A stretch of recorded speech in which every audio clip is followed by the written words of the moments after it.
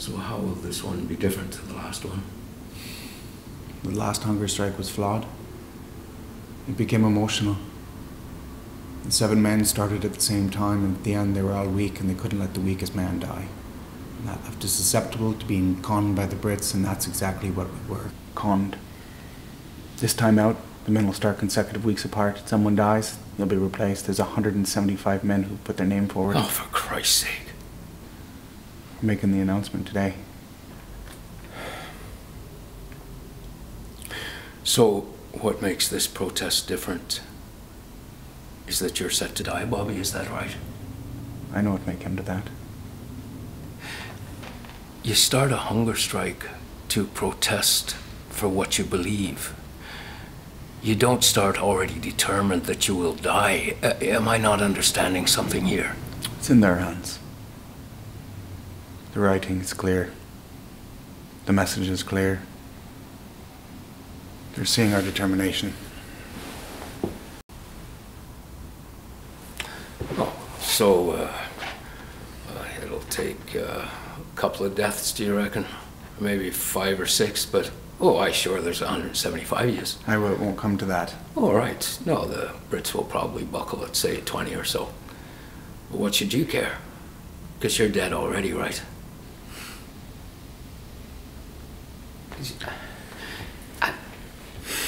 Have you thought about the pressure you're putting on these boys? Putting aside what will happen to these poor men's families? Bobby, you're going head to head with a British government who clearly despise republicanism, who are unshakable, and who can very easily live with the deaths of a few what they call terrorists. The stakes are so much higher this time, Bobby. I know that. And still not willing to negotiate? Oh, so you're looking to them to capitulate, is that it? Right. Aye. And so failure means, what, many dead bodies, families torn apart, the whole Republican movement demoralized? Aye, worst case scenario that it might, well, mean all that. Short term. Out of the ashes. Oh, come on. Guaranteed a new generation of men and women more... Oh, look who you're talking to. You might understand that there's a war going on here. You're talking like a foreigner. You're talking to me like I am a foreigner. Do you think I don't know Northern Ireland? I live here, man. Then support us. I supported the first hunger strike on the basis that it was a protest. This pre-designed to die without negotiating, it's ridiculous. It is destructive. The last 4 years in here. The brutality, our basic human rights taken from us.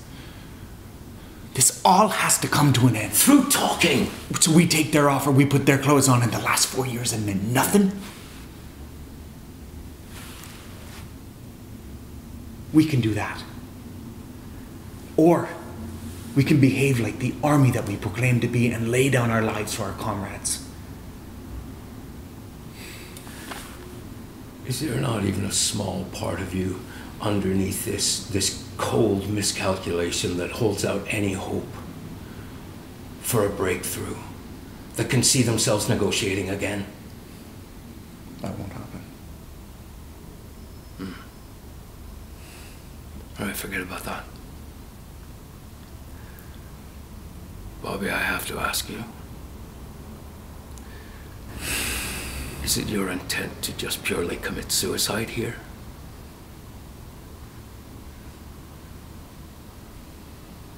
I'm not going to start arguing the morality of what I'm about to do and whether it's suicide or not.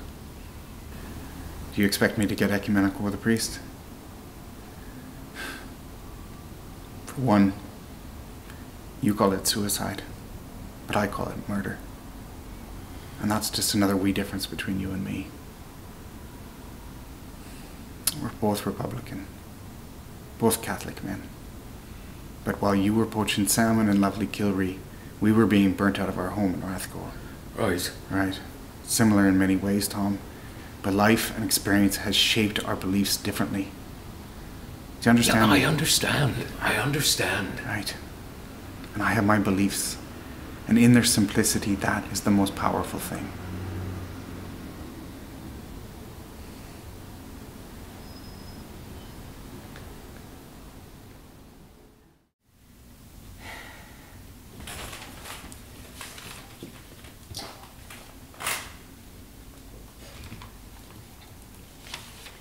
My name is Libby Mae Brown, and this is my monologue.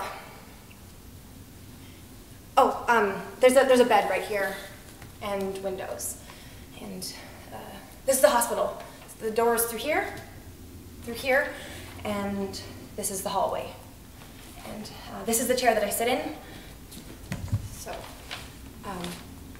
okay, so the bed is there, and so I will just be, you know, looking there.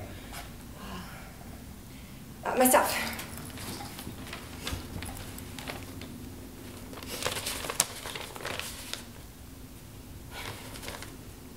Oh, I don't start here. I start in the hallway.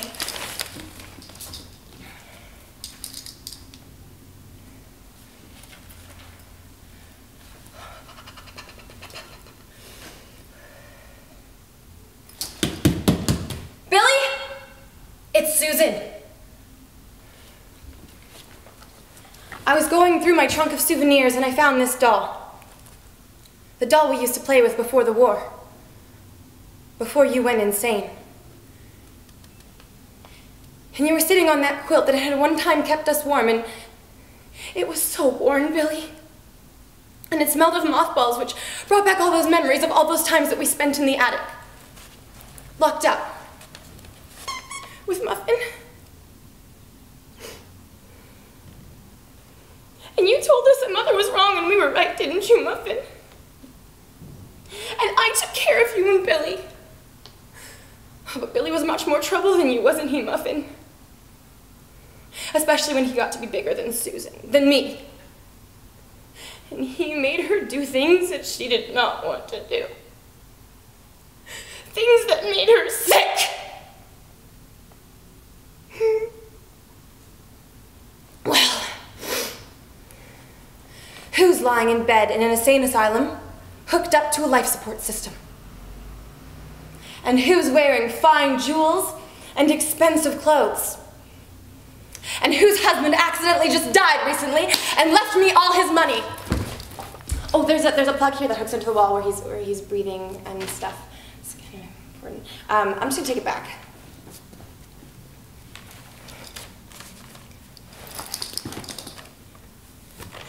And whose husband accidentally just died recently and left me all his money? Who's on the bottom and who's on the top now, huh? Who's on the bottom and who's on the top now? I'll see you in hell, Billy. But at least I'll have some fun before I get there.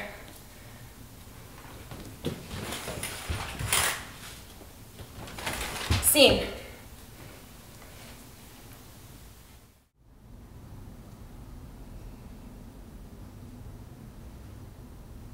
I'll send him my treasure maps. I think this time he'll get lucky. Lone wolf. You know, there was what time when he almost had it? Him and I? He was in a fever about some project up in Alaska. It was a hunting lodge for tourists. He was going to make us a fortune. It was going to be better than gold. More importantly, it was going to give us something that we'd never had before, which was a real home. We got it built, too. Him and me, side by side. Remember when the roof came on, he just danced all over the thing. That was the happiest day of my life. It was a beautiful home. But no tourists ever came. Nobody. We just ended up living alone in that big empty failure.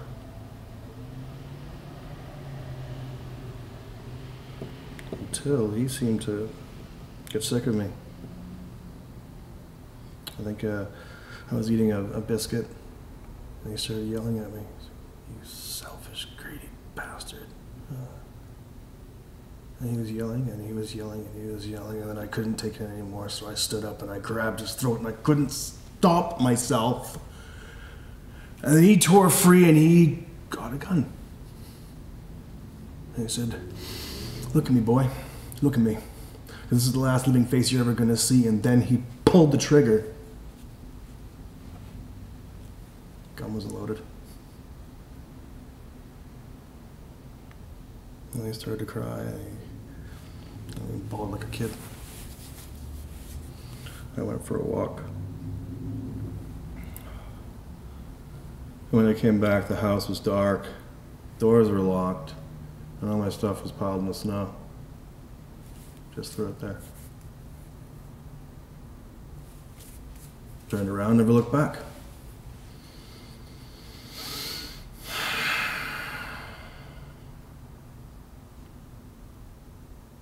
So I guess the only thing I'm gonna miss in this world is that sad old man and his hopeless dreams.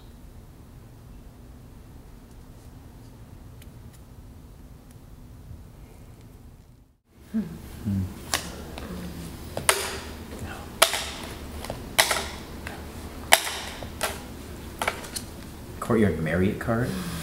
How dare you bring this into this house?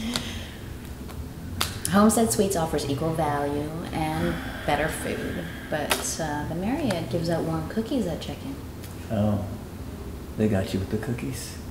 I'm a sucker for simulated hospitality. You know, there's actually a term for that. Mm-hmm. It's a mixture of faux and homey.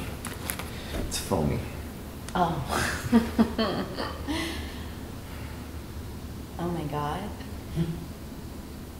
I've heard of these, but I've never actually seen one in person. Is that an Onyx card? Yeah.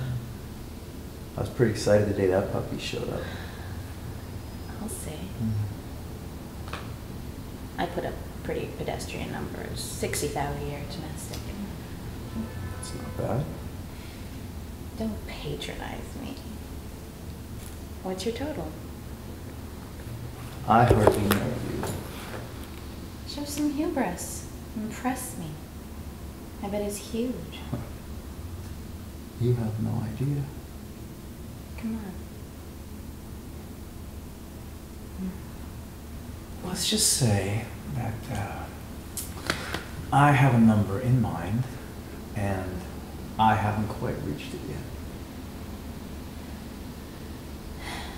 Well, this is pretty fucking sexy.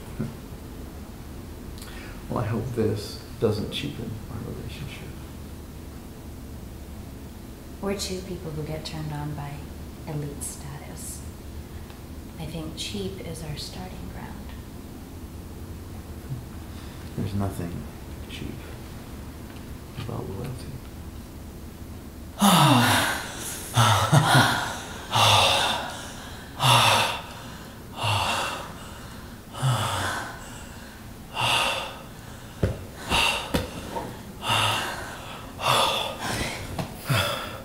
I'll be in New York on the 12th, Modesto on the 13th,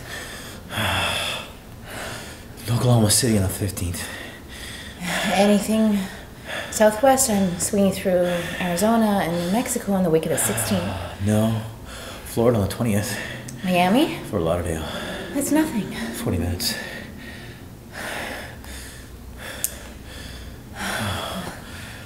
I guess I should go back to my own room so I can wake up in my bed. Yeah, that would be the ladylike thing to do.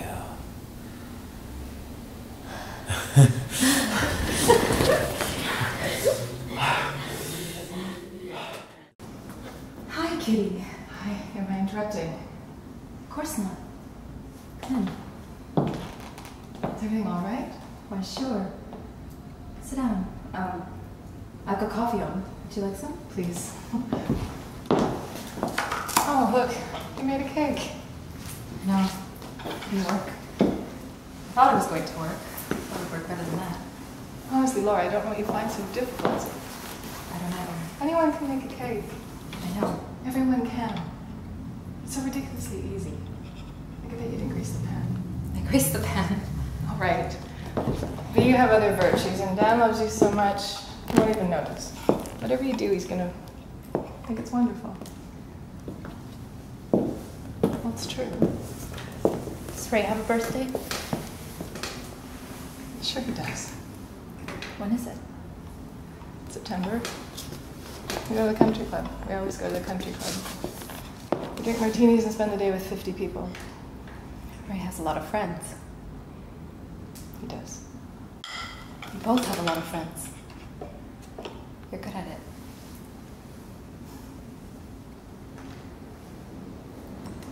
How is Ray? I haven't seen him for a while. He's fine. These guys are something, aren't they? You can say that again. They came home from the war. They deserved it, didn't they? After what they'd been through. What did they deserve? I don't know. Us, I guess. All of this. Oh, look, you're reading a book. Yeah. What's this one about? Oh, it's about a woman who's incredibly... Well, she's a hostess, and she's incredibly confident.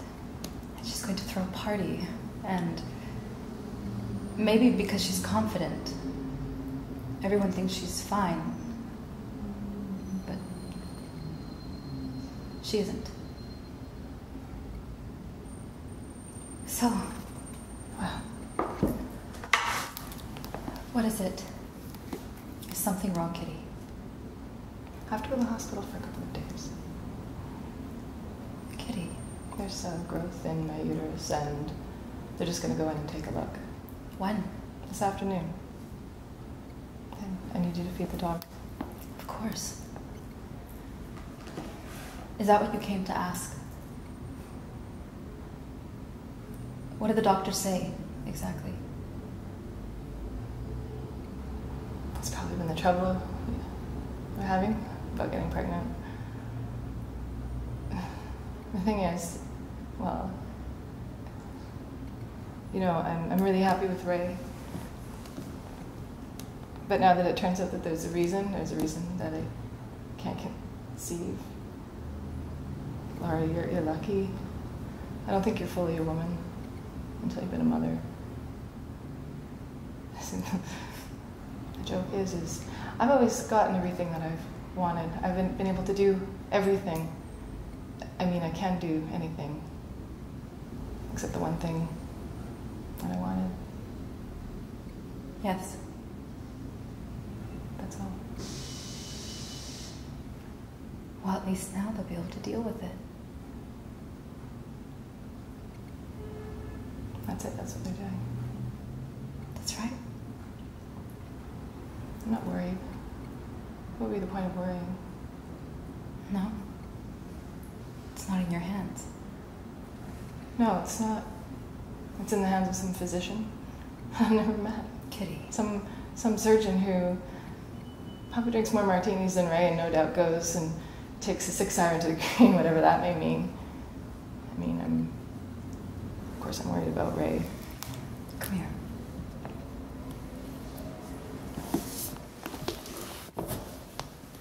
I'm fine, Natalie. I know you are.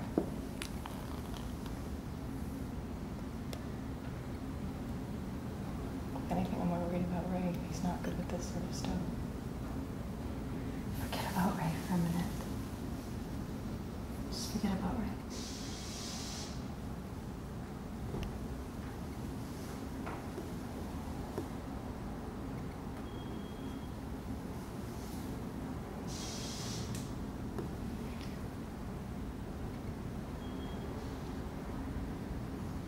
You're sweet.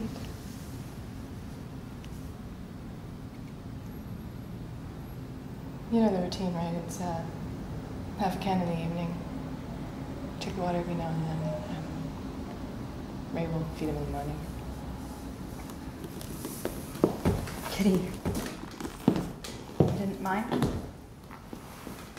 What? You didn't mind what? Do you want me to drive you? No, I'll feel better if I drive myself.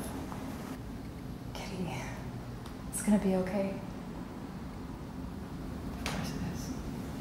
Bye.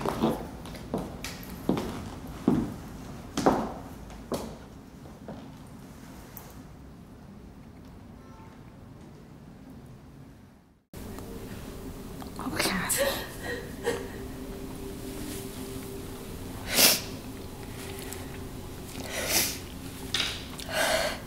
So you see, that's why I couldn't tell you anything.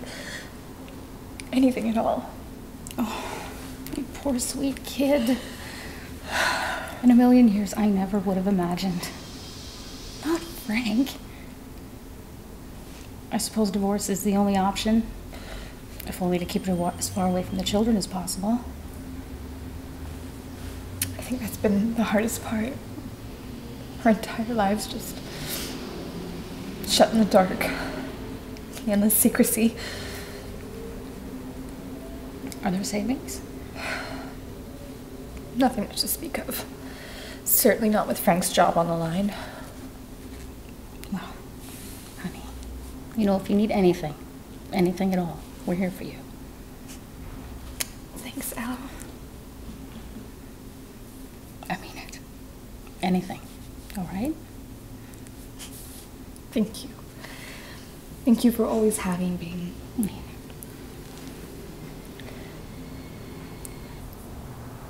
you know what's funny? what's that? This whole time, the only person I thought I could talk to about any of this was Raymond Deegan. What? It's true. I mean, not in the way that Mona intended, nothing like that. We just talked, but I don't know. He made me feel alive somewhere.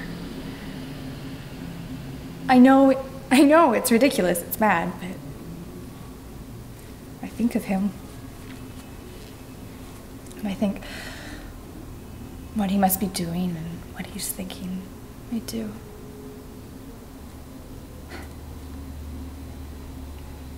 Elle? I don't know what to say. You are so full of surprises. I'm speechless. What do you mean? And to think I must have looked entirely the fool, crusading away against Mona Louder and all of her so-called inventions. Eleanor, what are you saying? I didn't say a word. Who am I to tell anyone how to lead their lives? Eleanor, I told you nothing happened. Kathy, it's none of my business. And you certainly make it sound as if something had.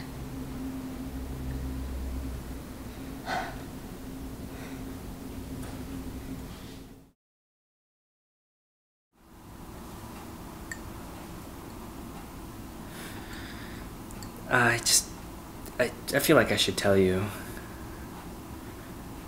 What? I recently had my heart broken, and I don't know, I just thought I should tell you. Sucks. You broke your heart? This girl at school. I really thought there was something there, that her and I had potential, but I think she was afraid. Afraid of what? The real thing. Oh. Was the sex good? She was very sexy. You been with a lot of girls? Are we talking intercourse? Yeah. Okay. Well, there are times that I could have done that, but the times didn't seem quite right. Wait, Brennan, are you saying that you're a virgin? There were circumstances, okay? For instance, there was this girl, Sue Hornick. Sue was kind of a prude. One day I was reading Shakespeare and I realized I don't really love this person. Shakespeare told you that. It was one of the sonnets, you know, about authentic love. I thought, this isn't it. I have to break up with her. I went straight to her house and I was this close to telling her. And that's the night she said she wanted to have sex with me. Can you believe it? That was the night. And just fuck her anyway?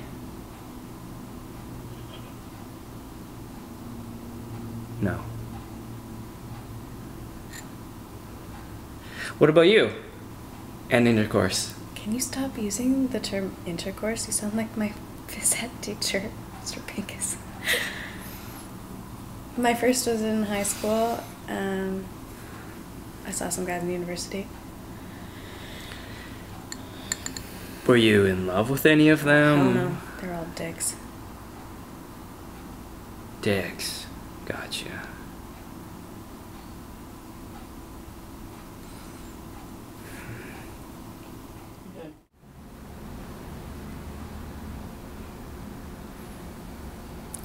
When my daughter is old enough, I want you to make her a courtesan. The life you live, the freedom you have.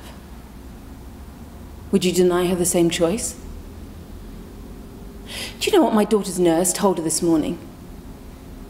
That in a girl's voice lies temptation. A known fact. Eloquence in a woman means promiscuity. Promiscuity of the mind leads to promiscuity of the body. She doesn't believe her yet. But she will. She'll grow up just like her mother. She'll marry, bear children, honor her family, spend her youth at needlepoint and rue the day she was born a girl. And when she dies, she'll wonder why she obeyed all the rules of God and country.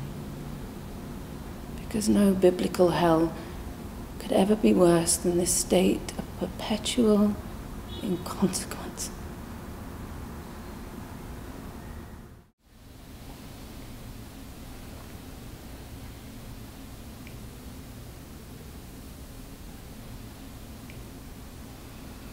What kind of person leaves their goddamn daughter? I don't know. Maybe not such a strong person. And there's nothing we can do. She's gone. This family can't be fixed. That's it. What if one of us freaks out like that? We won't. And it can be fixed, and you know it. But really, what if something happens to one of us that makes us crazy? What if I'm walking by a construction site, something falls, my frontal lobe gets chopped off, my personality's altered, and then I'm not a good dad? What if that happens? Then we'll be careful walking near the construction site. What about Munch? She'll be careful walking near construction sites too. But really, don't you just look at her and want to give her everything she wants? I mean, it's insanely unfair. She can't conceive. Of course it's unfair. She can't conceive. Bad parents still get to be parents. And good parents die when their daughters are in high school. So what? I'm sorry, Roan. All we can do is be good for this one baby. We don't have control over much else. We can get married at least. Never.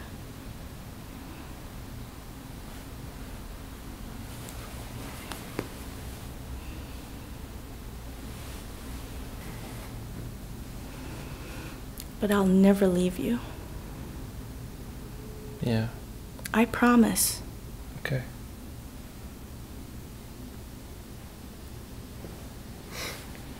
You promise to never get married to me because you don't want to get married to me without your parents being there. And I get that. You promise to never leave me. But do you promise to never leave this child we're having? Unless maybe part of your brain gets chopped off by an I-beam. I do. And do you promise to stop talking about your ability to find or not find my vagina after I give birth? I do. Do you promise to let me cobble?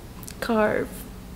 To carve in my spare time and to teach our daughter the lure of the great Mississippi?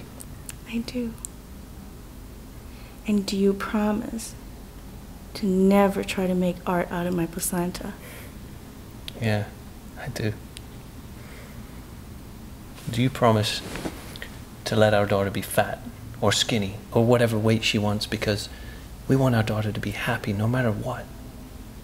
And eating disorders are too stupid and cliche for our daughter. I do. And do you promise to raise this kid without fear? I do. Do you promise that if I get one of those parasites that creeps up your nose after swimming in certain shallow lakes and eats your brain and you die within a week, that you will lie? Tell our daughter that her father was killed by Russian soldiers in intense hand-to-hand combat so that he could save 850 Chechnyan orphans. Yes. Chechnyan orphans. I do. And do you promise that sometime tonight we're gonna figure out where the hell we're gonna live with this baby coming real soon into this world?